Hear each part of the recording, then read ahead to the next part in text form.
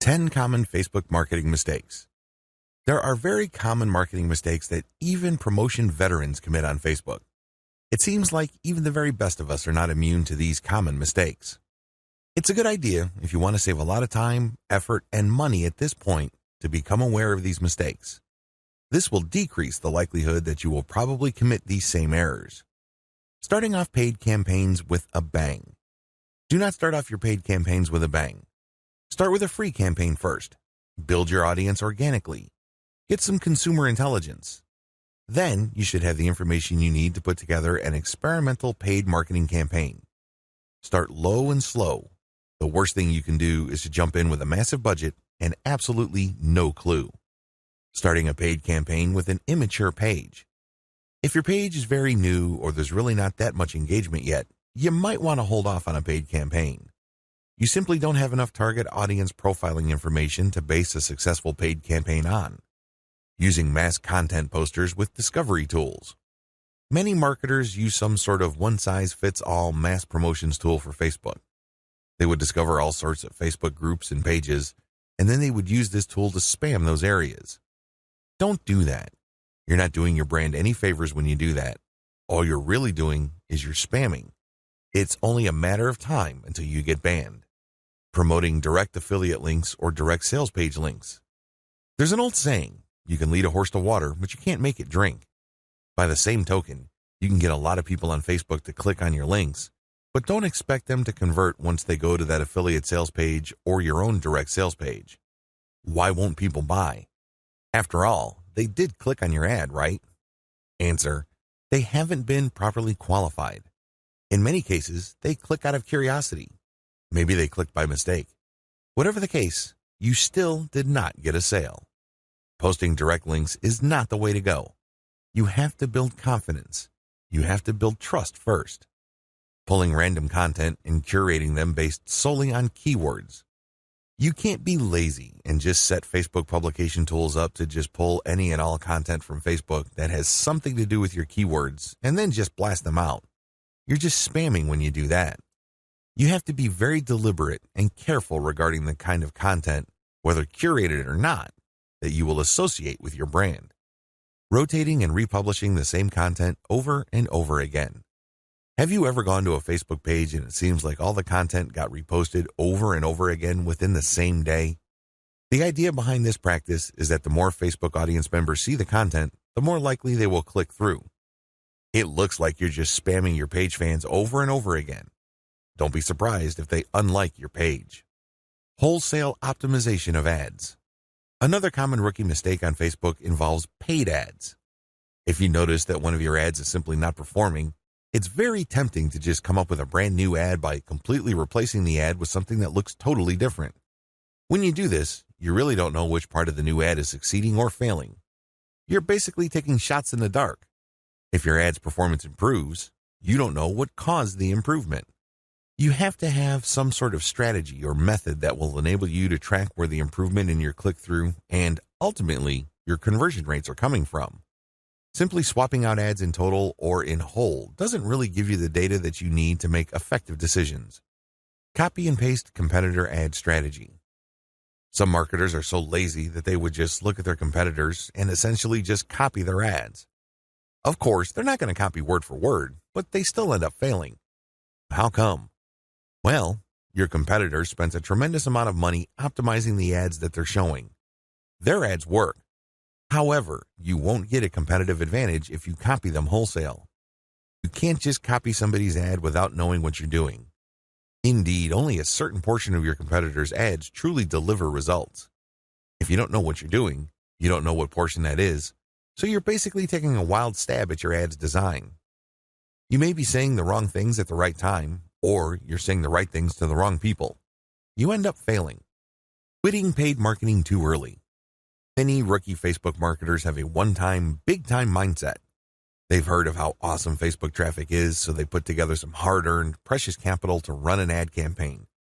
If the campaign doesn't work out according to their expectations, they're too quick to pull the plug and quit FB ads altogether. Just because things aren't working out, it doesn't mean that you have to pull the plug on the whole thing. You can stop certain campaigns and start new ones and operate with the same budget. You'd make modifications of your existing campaigns. Failing like a huge train wreck. Have you ever seen a slow-motion train wreck? It's quite sad because it's all too predictable, but you can't turn your head and look the other way. You want to know what's coming next. You know, at the back of your head, what exactly is going to happen, but it's so slow, so massive, that you just can't help but look. Your Facebook marketing campaign can proceed the same way. You know that the campaign is failing, but you can't quite put your finger on the cause. So you just go through the motions like a deer with its eyes caught in the headlights.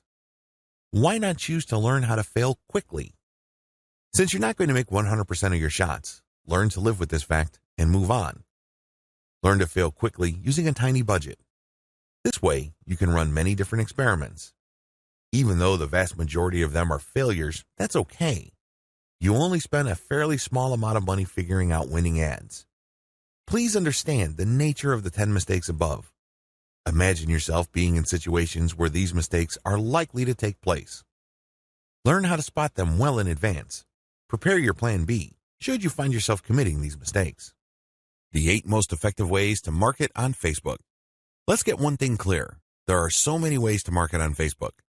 In fact, the only limit to how you can get people to go to your website or learn about your brand or cause is limited by your imagination. As long as you can post a link to an outside site doing something on FB, that activity is a potential traffic generator. Still, regardless of the huge amount of possibilities there are to market on Facebook, 8 stand out in terms of efficiency, effectiveness, and return on investment. This is just a broad overview of what I will describe fully in this training. Facebook page marketing, Facebook group marketing, influencer page outreach, paid page boost campaigns, paid traffic campaign, paid lead generation campaign, Facebook pixel retargeting campaign, how to optimize your Facebook ad campaigns. This is a nice mix of both free and paid promotion methods on Facebook. Facebook page marketing. One of the most obvious ways to market on Facebook is to set up a fan page for your business, your brand, or your cause. Facebook actively promotes this feature of its website. What it doesn't tell you is the fact that Facebook has been actively modifying its algorithm to the point that you're going to have very popular content for you to reach most of the people who have expressed interest in whatever it is you're promoting. Put simply, not all the people who liked your page will get to see your updates. In fact, in most cases, only a small fraction of those people will get to see your updates.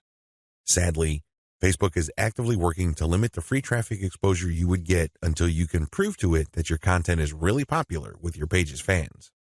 Here are the steps you should follow to market on Facebook. Step number 1, find your competitors on Facebook. The first thing that you need to do is to avoid reinventing the wheel. You need to avoid trying to figure things out on a completely hit or miss basis. Instead, reverse engineer your competitors. Let them do your homework for you. How? Well, find them on Facebook and learn from what they are doing. Step number 2, get the industry standard look and come up with your own take. Every niche has an industry standard in terms of social media profile, brand appearance, and content strategy. The sooner you understand this, the sooner you will be poised to achieve social media marketing success on Facebook. The longer it takes you to learn this, the longer you will struggle. Understand that your niche audience has become familiar with how certain brands or websites are positioned on social media. If they can't make heads or tails of your social media brand, they probably would not like your page. It may seem weird to them because it seems so far off from the industry standard. Your job at this step is to figure out the industry standard look, content strategy, and other elements and come up with your own take. Step number 3, reverse engineer your competitors' content strategy and curate. Lots of business owners would post hot content on their social media accounts as well as their blogs. Sadly, 9 times out of 10 that content goes nowhere. People don't click on it, share it, comment, or otherwise engage. What these publishers are doing is basically gambling their content would resonate with their audience. Don't do that. Instead, pay attention to what your competitors are doing and look for patterns. If you notice that your competitors keep sharing content regarding the same type of theme or topic, they may be onto something. They wouldn't waste all this time, effort, and energy talking about the same stuff over and over unless, of course, it connects to their audience at some level or another and produced results. Now, to verify this, look at how many times that piece of content got shared or liked. That should give you some sort of objective proof that this content actually resonates with your target audience members. When you reverse engineer your competitors, you are essentially copying their strategy to reach the same eyeballs that you're trying to reach. This also applies to content curation, where you take content that is published by other people and you promote it on your social media platform. This creates a win-win situation because you're not ripping off this content. You are copying the content's link, including a short commentary, and allowing people to click on the link. This creates a win-win situation. The publishers of this content get traffic. You get to build credibility because you're sharing information that your target audience members would actually be interested in, and this leads to the possibility that they would like your page. Once you have built up enough page likes, you can then start sharing your own content, which leads to direct traffic to your website. Step number 4, pick the best performing or most popular type of content and scale up. Post content for a few weeks. Keep publishing, and then look at the content that gets the most engagement. Which shared materials get the most likes, the most shares, the most comments? At some point, you're going to ignore other types of content and focus on the ones that perform the best. For example, if you have a Facebook page on Chihuahuas and you notice that third-party articles on Chihuahua houses get a lot of shares, likes, and comments, you might want to eliminate most other types of content and focus on Chihuahua houses, because those get the most love from your audience. Step number 5, come up with your own version. Come up with your own version of winning content. For example, you know that Chihuahua houses get a lot of love and are very popular on your page. Come up with your own articles about that topic. These articles, of course, drive traffic directly to your blog or your online store. These have to be at the same level of quality as your third-party content, or better. Pay attention to how your curated popular content talks about the topic and adopt the same style but deliver something better. Maybe you should offer longer information, more up-to-date information, or blog posts that have multimedia elements like videos and graphics. Whatever you need to do, come up with content that basically blows away all the other content that you feature on your page. Step number 6, promotions, photo tagging by your users. This is a free promotion technique. Tell your page fans that you're going to give them some sort of digital freebie. Maybe it's a graphic badge. Maybe you're going to mention their name on a post. Maybe you're going to give them a free ebook or some sort of free software. Whatever the case may be, tell the people who like your page to tag their friends on photos that you're going to post. Now, these photos, of course, must draw attention to your brand, your website, or your Facebook page. You're not just having them tag a photo. This photo has to say something. It should be promotional in nature. The more photo tags you get, the higher the chance that you will get a lot more page likes and also clicks to your website from Facebook. The best news? You don't have to offer money. In fact, studies indicate that money offers aren't all that effective. It's much better to offer some sort of specialty graphic or digital goodie like a free book or booklet, or maybe a discount code. Step number 7, promotions. Comments by your users. Use the same rules as in step 6, but instead of photo tagging, get your page fans to post comments. It would also help tremendously if the comment includes the name of the people on the commenter's friends list. I leave it up to you how to craft this, but obviously, the more tags there are in the comments, and the more engaging the comments, the more popular your posts become. Step number 8, call your users to action.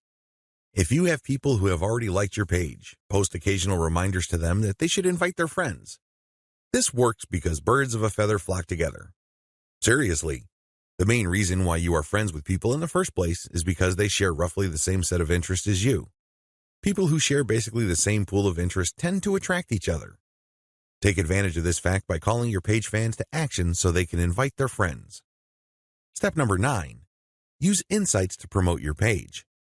As much as possible, I would go through step 1 to step 8 and master all steps before I go ahead with step 9.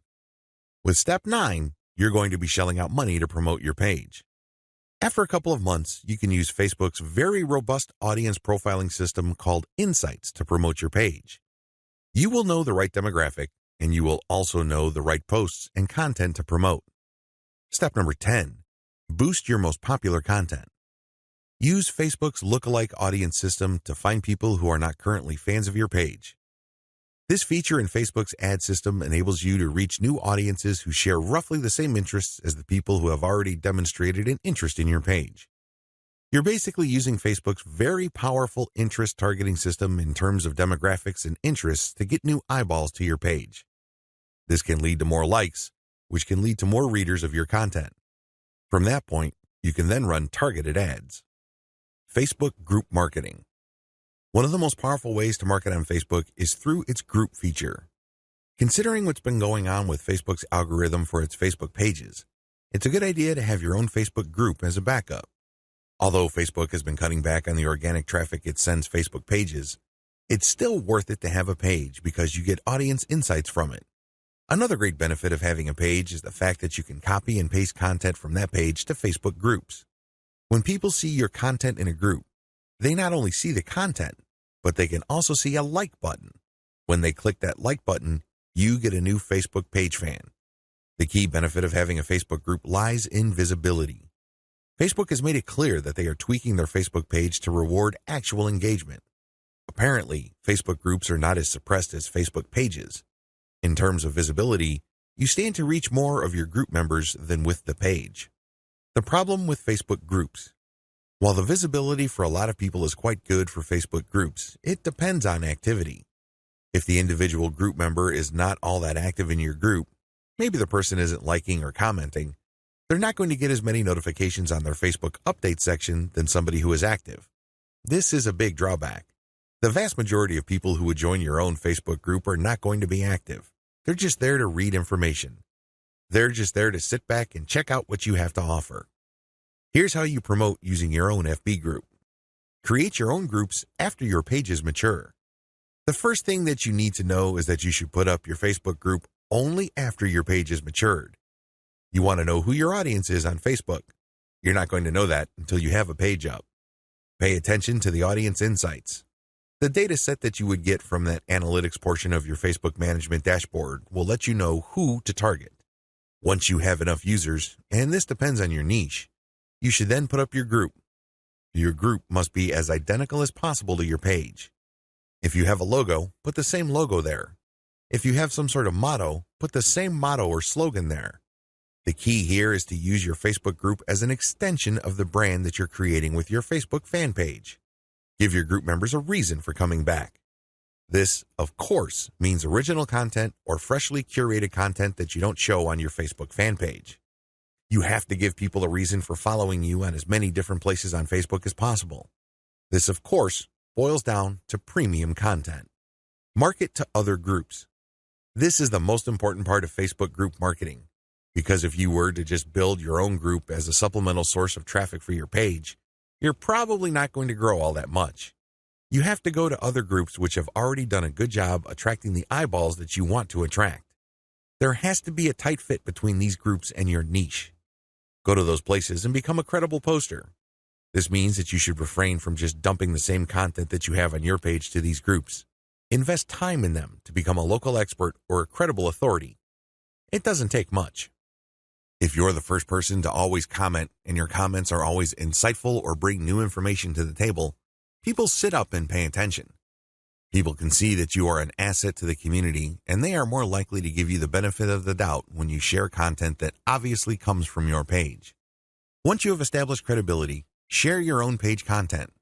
As I've mentioned above, these posts not only have content and your brand, but also a like button. This is a great way of getting page fans. Always engage. When people comment on what you post, reply. They might be haters, they might be critics, but it doesn't matter, reply anyway. This conditions the mind of your readers that you are approachable, accessible, and you actually want to help people out. If you just drop a link and take off immediately, you're a spammer. You're not a community member. You're obviously not somebody who's there to add to people's knowledge and bring value to their lives. My most important tip: after sharing high-quality third-party content that you do not share on your page in groups, pay close attention to your page's audience insight. Find your most popular piece of content. Look for third-party content that is similar to that and see if you get a lot of positive engagement when you share that material. If this pans out, then use content from your site that fits the same themes as the tried and proven popular content on the Facebook groups that you're in and use those to get page likes. Influencer page outreach. Influencer page outreach really boils down to creating allies. In your niche, you are sure to have competitors. However, some of these competitors are open to cooperating with you. Many will not give you the time of day, but there are few who would see the strategic advantage of partnering up instead of competing. There are also other people on Facebook who have pages and who are not competitors with you. They may even have a lot of fans. Here's how you build alliances with influence leaders on FB. Step number 1, find competitors. The first thing that you need to do is look at your notes when you reverse engineered your competitors. These people are in the same niche as you. After all, you study them to get to the industry standard content strategy as well as page layout and design for your own Facebook page.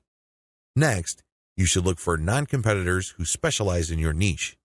There should be quite a few of these. These are not merchants or ones who provide services. They're not competing for the same dollars as you. Instead, they cater to the same audience as you. Try to find as many of these as possible. Step number 2, pay your dues by engaging. I know at this point it's very tempting to just go to a competitor's page and post a comment on one of their posts. In the comment, you're dropping a link to your page or to your website. You then repeat this many times on all their posts. Well, let me tell you, if you do this, you're going to get banned. Whatever links you put up will get deleted. It's a waste of time. Don't even think about it. The same applies to influential niche observers. These are non-competitors, but you shouldn't spam them either. Instead, you should pay your dues by engaging. How do you do this? First, you need to share high-quality content. It doesn't matter who wrote the content. It doesn't matter where that content goes to or links to. What's important is that it provides maximum value to anybody reading that content. It has to be on point. It has to deal with a specific theme or topic that you know that your target audience members are interested in. Next, you need to engage with people in terms of answering their questions. Try to be a facilitator. Try to be a mediator.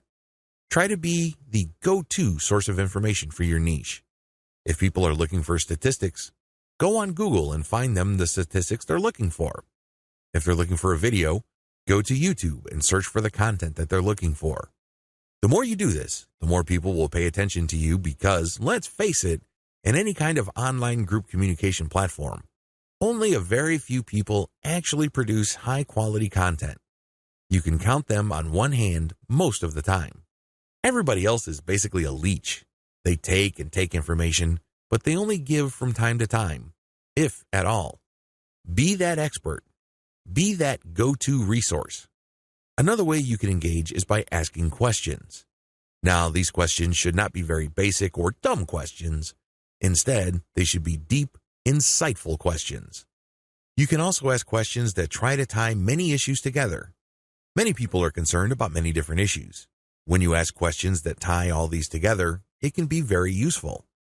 You should also give feedback to people's responses. You have to do this in a respectful way. You cannot come off as a hater or somebody who's just plain negative. There is such a thing as constructive feedback. Remember, the name of the game here is to add value to the places that you're on.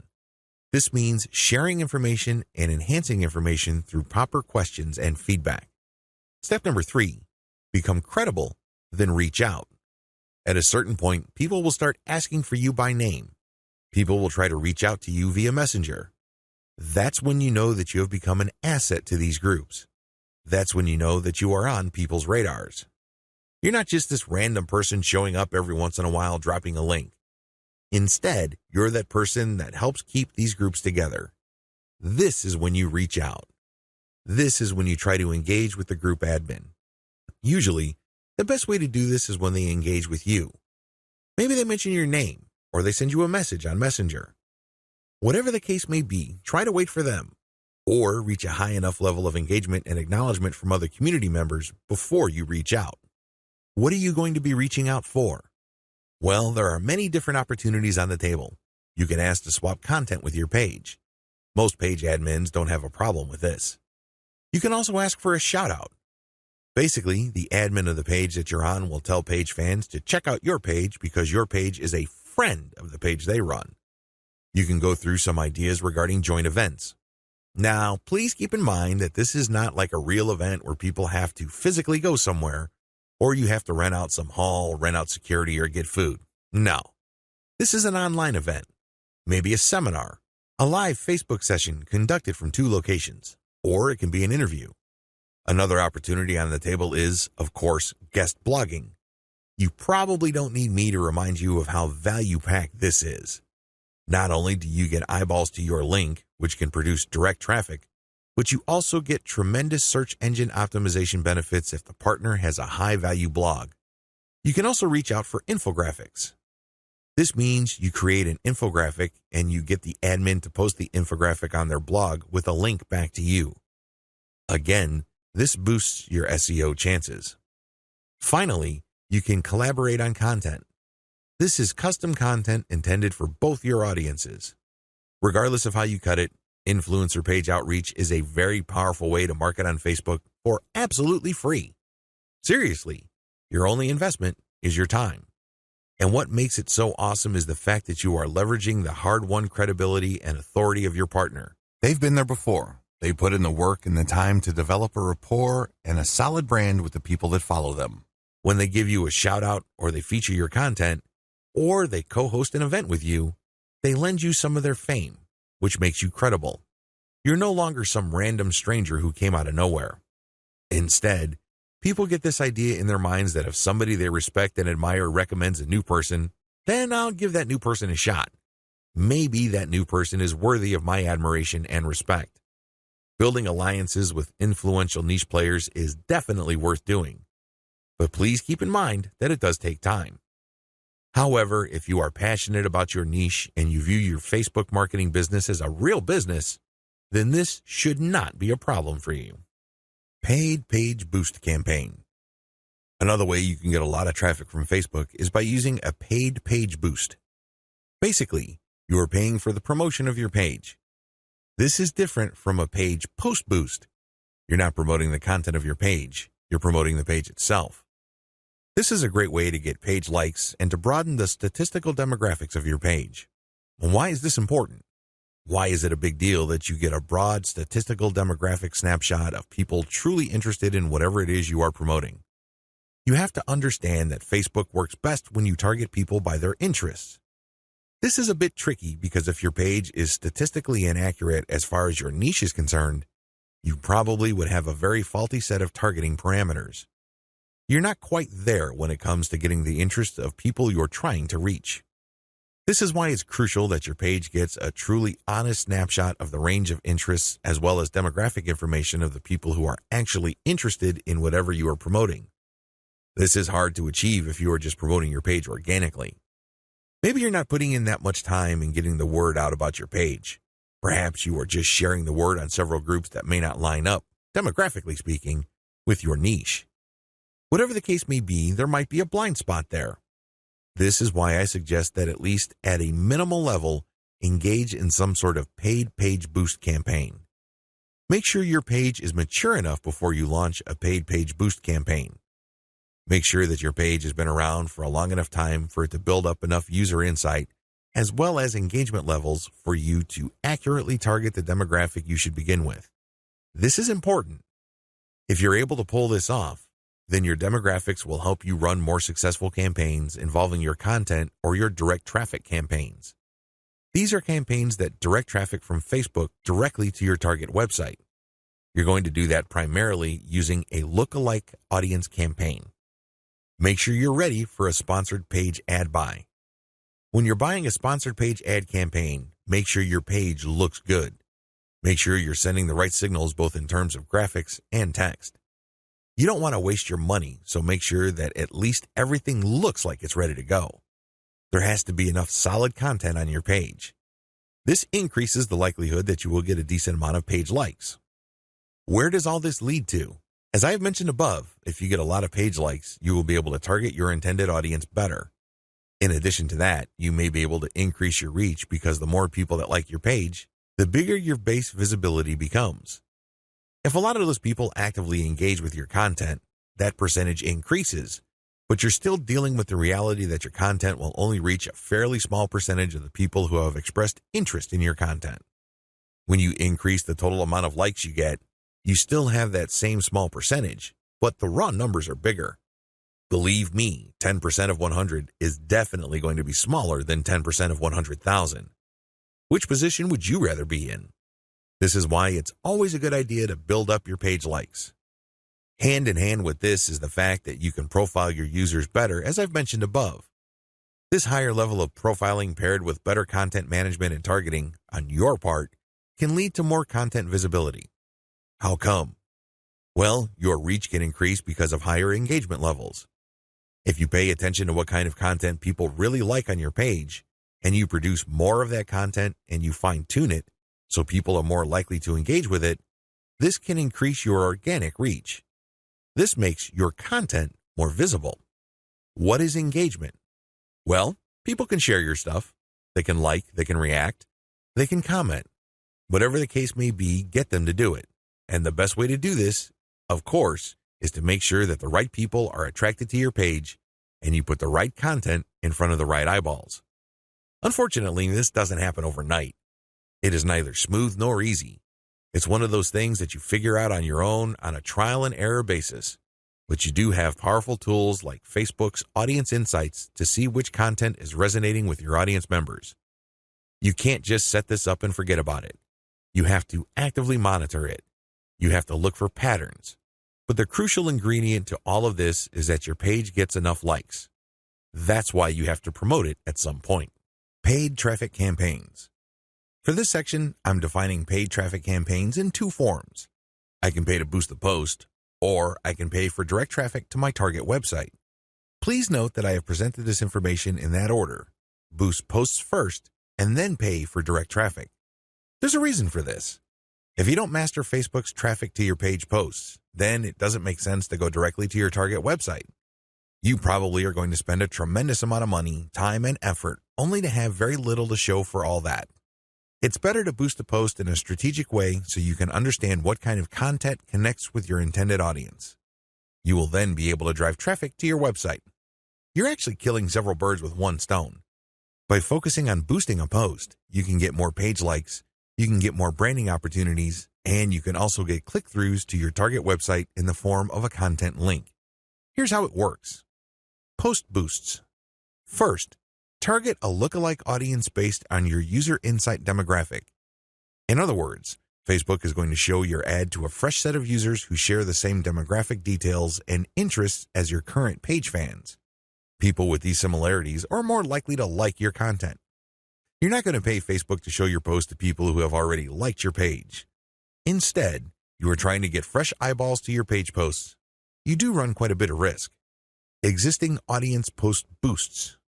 The next option you have available to you is to boost your post to people who have actually liked your page. These are your actual page fans. They know roughly what you're about. They like your content enough to like your page. They're expecting your content.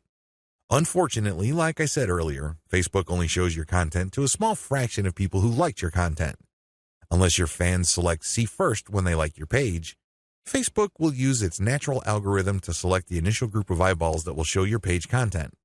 If enough people engage with your content, then Facebook will show even more of your page fans to your content.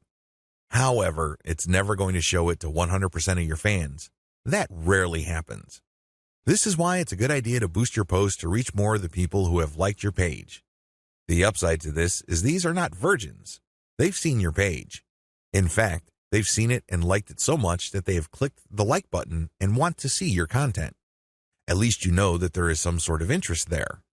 Still, please understand that while there is a certain degree of familiarity there, and this increases the chance that these people will actually engage with your content and possibly click through to your target site, that isn't exactly guaranteed. Existing audience plus their friends. As the old saying goes, birds of a feather flock together. Friends usually have shared interests. In fact, if you think about it hard enough, that's the main reason we became friends in the first place. We have certain interests in common. We have certain things to talk about, and that's why we're friends. Makes a lot of sense, right? Well, you can apply that to Facebook marketing as well, because this can produce a tremendous amount of marketing opportunities. Since your page fans also have friends on Facebook, You can buy a post boost that shows your ad not only to your fans, but to their friends as well. This is my favorite when it comes to post boosts because it is a cheap way of getting clicks to your target site. You reach a much wider audience. Please understand that if your page has a fairly small number of likes, even if you boost post after post, you only have a small base to work with. Now, if you expand that base by including your existing audience plus their friends, you have a lot more people to work with. You are operating with some level of confidence because you know that friends usually have shared interests. This translates to possibly cheap clicks to your target site. The best way to do this is to post a link directly to your content or to your promotional page on your website with some content. This way, when someone clicks through, they go straight to your website. They can read your commentary and some preview text, but the text should call them to action. This is the cleanest way to get direct traffic cheaply using post boosts targeting your existing audience and their friends. Direct traffic to your target site. The next option is to promote a target URL directly. It doesn't show a post from your page. It just goes directly to your target website paired with a picture. This is the direct traffic option on Facebook. To become successful with this, you have to use the lookalike audience based on your engaged users' insight data. In other words, your Facebook page should be mature enough for you to get solid consumer intelligence that you can then use to target potentially interested audiences on Facebook. That's the best way to do this. There are other ways. You can run raw targeting. Basically, you're not relying on user insight. Instead, you're just looking for an age range and a geographic location. You're also using gender. In certain situations, this may pay off. In fact, you may get better results than lookalike audiences, but generally speaking, you should focus on using the consumer intelligence your Facebook page gathered so you can reach people who are very similar to people you know have demonstrated a solid interest in whatever it is you're promoting. Best practices. Use them to boost your results. First, run small tests. This enables you to fail quickly. People who really know their way around Facebook run campaign after campaign after campaign until they're able to connect the dots and come up with a campaign that actually works. This is why you need to run small, cheap tests so you can easily see which campaigns are working out and which ones have failed. Next, make sure your budget is low. Usually, when I run a $1 campaign, that is good enough for me. $1 a day for 7 days a week, that is good enough for me to see if an ad has potential. So, I would run several ads. We're talking about $70 for 10 ads running at the same time. Third, focus on what works. Let me tell you, when you run many small tests, the winners stand out. Either they get clicks or not. That's the bottom line. However, at this stage, you're not just looking for clicks. You're not just looking for an ad campaign that gets a lot of attention. Instead, you're also going to look for an ad campaign that actually delivers conversions. You're going to have to set up your Facebook pixel to your target website so you can track whether traffic from Facebook went all the way through. I'm not just talking about traffic produced when people click on your link and they go to a content page and they leave. That's worthless. That's not going to help you. That traffic has to go to the content page, go to the sales page, and eventually make it to the shopping cart. That's when you know your campaign actually has traction. Focus on what works. Focus on what gets a high click-through rate paired with a conversion rate. However, to get there, you're going to have to burn through many ads. This is not going to jump out at you. It's not going to be obvious. It's not going to be easy. Once you have identified that ad and you've fine-tuned it, then scale it up. That's how this works. Basically, you focus on what works and then pour real money into it. Paid lead generation campaigns. Did you know that on Facebook you can collect email? That's right, you can collect leads. It's pretty straightforward. You can run ad campaigns with a lead collection button. It can be find out more, sign up, or other language. Regardless, if you're running this type of campaign, it must be highly targeted. It's really important that your targeting is spot on. I put this part of Facebook ad marketing at this point in the list of marketing methods because this takes quite a bit of work. You should be quite familiar with Facebook before you even try this. You should know your way around Facebook's ad system before you engage in paid lead generation because it can get quite expensive. If your ad doesn't get many clicks or it's super finely targeted, you don't really have that many people to work with, and this can drive up your costs. You have to know how to optimize your ad campaigns on Facebook for this to make sense. You can optimize on many levels. There are 3 levels you can optimize. Level 1, you can tweak the freebie you're giving away. This is the free stuff that you're giving away, so people are motivated to enter their email address into your form. Maybe you're giving away free membership access. Perhaps you're giving away a booklet or a book or a report, a set of templates, a set of graphics, possibly even giving away software or a mobile app. Whatever the case may be, you are giving out freebies, and you need to optimize these. What I mean by that is the freebie that you give must motivate the most people in your target audience to sign up for your mailing list. This is not easy. You cannot assume that just because you think that your booklet is awesome or is the next best thing since sliced bread doesn't automatically mean people will agree with you. It doesn't work that way. You may have to switch from one freebie to the other until you get a high enough sign-up rate that would tell you that the freebie that you have selected is the right one. Thankfully, this is fairly easy to do with Facebook. You basically run different ads that offer different premiums. Level 2. Level 2 optimization focuses on optimizing your ad copy. As I've mentioned above, lead generation campaigns on Facebook can and do get very expensive. It seems like you're doing all this for basically a handful of emails. This is why it's really important to make sure that you run a fully optimized campaign to get the most results. How do you do this? Well, you optimize your ad copy on an elemental level. Still, I want you to get a heads up this early on regarding the amount of optimization that you would have to do. It is quite intensive. You can't leave things at a surface level. That's just not going to work. Level 3. Level 3 involves optimizing based on conversions. When people click on your Learn More or Sign Up button, they're shown a form. You're going to have to keep tweaking that form to say what it needs to say to convert as much of your traffic into list members as much as possible. This takes quite a bit of time and attention to detail. Again, you have to run these experiments while minimizing your costs. Once you find out something that works, optimize it to increase its level of conversion.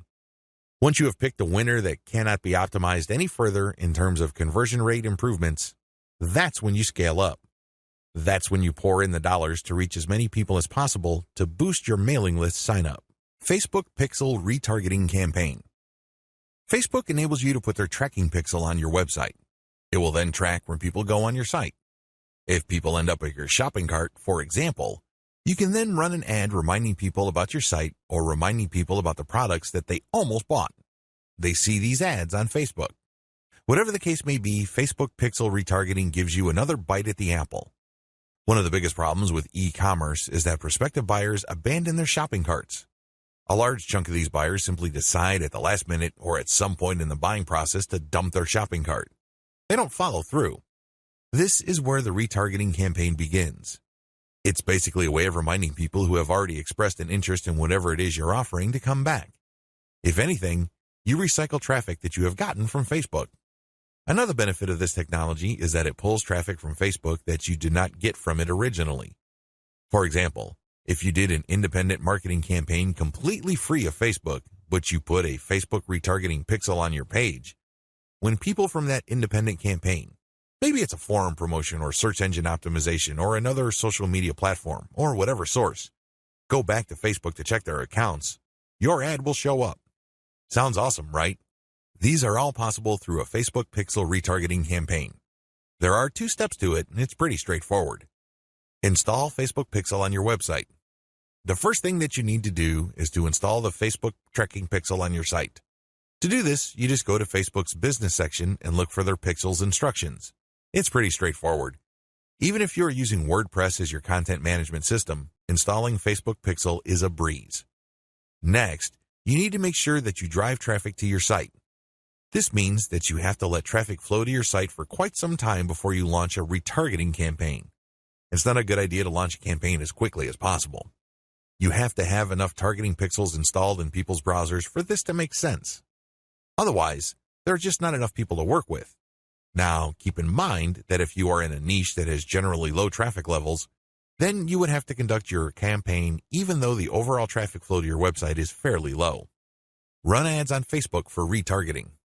The ads that you're going to run for Facebook Pixel retargeting are going to be a bit different from the normal boosted posts or picture links that you run on Facebook. Instead, these are going to try to achieve 2 things. you can remind people about what they did. Maybe they wanted to buy something, but they changed their mind at the last minute. Perhaps they were reading some sort of conversion article and were about to enter their email address, but they didn't. Whatever the case may be, you're reminding them to come back to what they were doing before. The other thing that you can do with your Facebook Pixel retargeting campaign is to pull people deeper into your website. Usually, a website is composed of two parts. The first layer is the content layer, meaning you're trying to get people to know about the problem, like your particular solution, and eventually trust the solution enough so they can buy. The other part, of course, is pretty straightforward. It's all about buying. But there's a complication.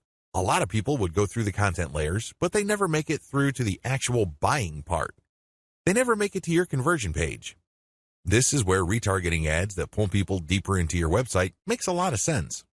For whatever reason, somebody reading an article on your site decides to close the window and get out of your site. You can run ads that tell them about content, but another piece of content that is related to what they were reading before. This pushes them further down the conversion funnel. Alternatively, you can run an ad that promotes your conversion page.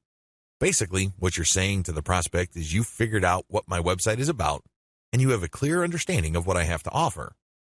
Maximizing your results from Facebook Pixel retargeting. I suggest that if you want to maximize the results you get from retargeting, promote your squeeze page. That's right. Promote the page that recruits people to your mailing list. Usually there's some sort of freebie. There's usually some sort of book or booklet that you're giving away so people can enter their email address. Whatever the case may be, push the squeeze page. Don't dump them to your sales page unless, as I have mentioned above, they actually reached your shopping cart or conversion page and changed their minds at the last minute. That's pretty much the only situation where you should retarget showing an ad that goes directly to the conversion page. Other than that, convert them to sign up for your mailing list. It's your mailing list with its many chances at gaining attention, building trust, and gaining credibility, which will actually do the heavy lifting as far as converting that prospect into an actual sale. How to optimize your Facebook ad campaigns. Follow the steps below so you don't overthink things and make bad decisions when optimizing your FB ads. Reverse engineer your competitors and come up with a standard model. If you have a personal account, find your competitors and like their pages. Before you know it, you'll start seeing ads either from your competitors themselves or from businesses that are very similar to your competitors. Pay close attention to these ads. Reverse engineer them to find the standard model for these ads. In other words, go through as many of these ads as possible and get a clear understanding of what kind of pictures, headlines, and text they use.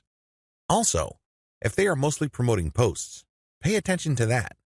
Whatever the case may be, look at what they're doing and see common patterns. Focus on the most commonly used strategies because this gives you the industry standard model. Don't get sidetracked by ads that seem so different, so new or so innovative because if they are so different from the industry standard model, they're outliers. There's a high chance that those ads do not convert. Come up with your own version and test with a low budget. Test with a low budget. You don't want to burn through a tremendous amount of cash during the testing process. There will be a time and place for you to get crazy with the budget, but now is not the time.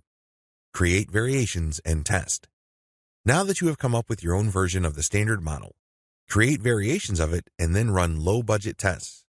Do not do this randomly. Do not do this based on your feelings or impulses.